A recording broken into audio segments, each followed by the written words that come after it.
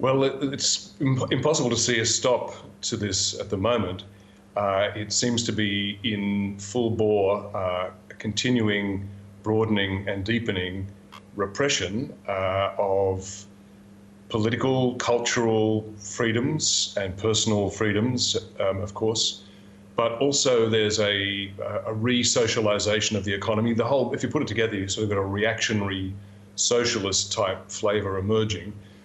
There's an essay written by a very obscure hyper-patriotic blogger in China, a fellow called Li Guangnam, which has been picked up and reproduced across all the party-owned major media outlets. So this has got the endorsement of Xi Jinping himself, which was titled Great Transformation or Great Revolution.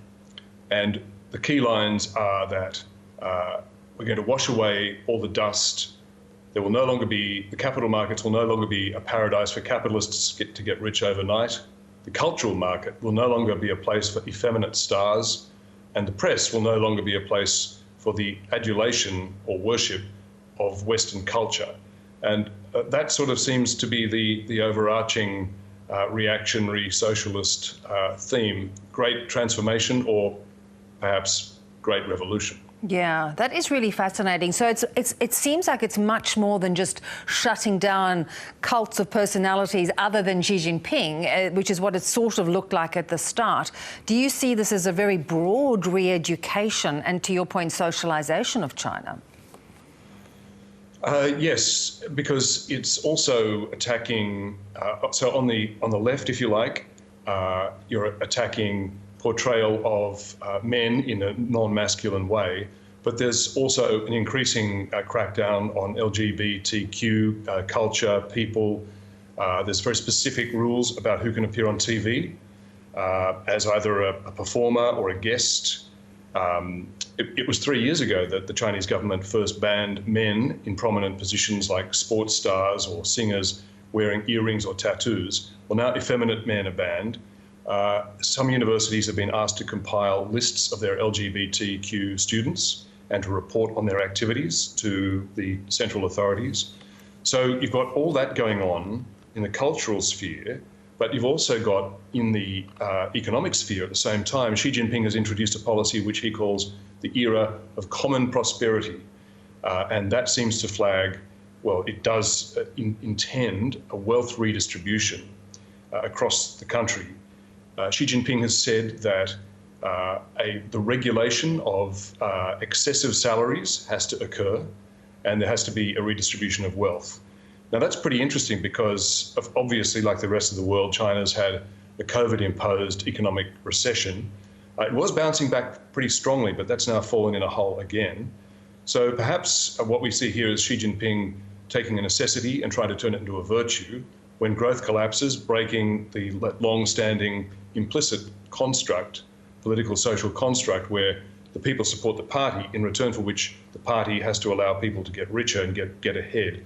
If that's come to an end, he's now talking about an era of common prosperity, a re-socialization, a redistribution of wealth, turning a recession into a great political opportunity. Yeah, which is extraordinary. So at what, I mean, you're talking about the economic cost. We're seeing, you know, the share market collapse. We're seeing entire industries shut down literally overnight without any concern for that. So at what point is there a political or even a civilian backlash?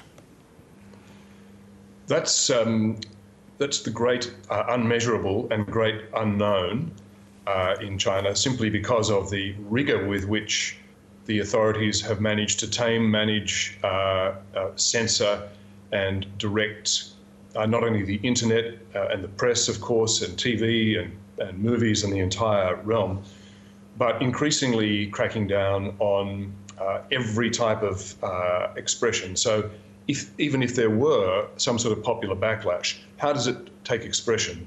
There are no mass organisation groups allowed. It's the reason Falun Gong was banned many years ago. It's why there's been a new crackdown on organised religion, because it's an alternative organisational structure to the Communist Party. There is no organisational alternative to the party. And where would you turn up? I mean, you can't have a physical protest. The country has more than 400 million CCTV cameras covering every street in every city.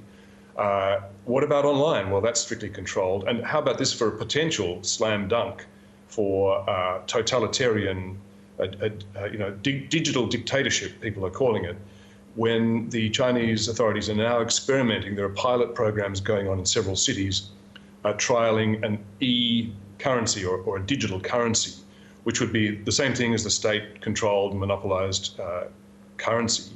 But all transactions would therefore be traceable, and every cent or yuan that you spent could be known, followed, traced, which would just be a cornucopia for an autocratic state trying to control its people, and it would be difficult to imagine how people could find privacy or any little nook where they could express any sort of dissent against a system as complete and penetrative as that. It is a quite terrifying sort of dystopian picture that you paint. I mean, could it be that, as you say, culturally, potentially, people will accept changes and restrictions, but if it does devastating damage to the economy, could that be a bridge too far? Well, it could. Yes, indeed.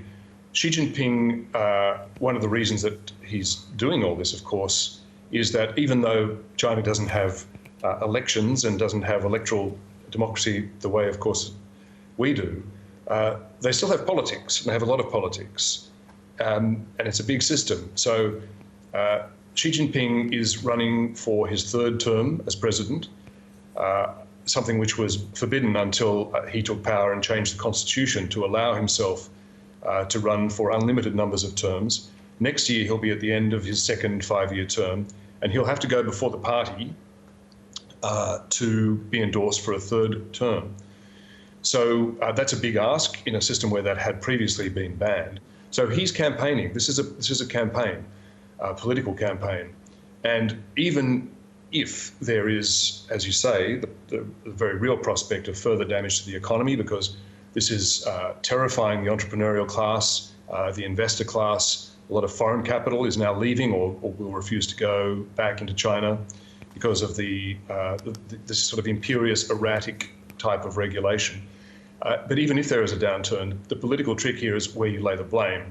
And the way that the rich and private capital are now being set up, perhaps that's where the blame falls, and Xi Jinping can be the redistributional hero who can bring better living conditions to the masses. That's the sort of political management that you can imagine with this setup heading into that timing.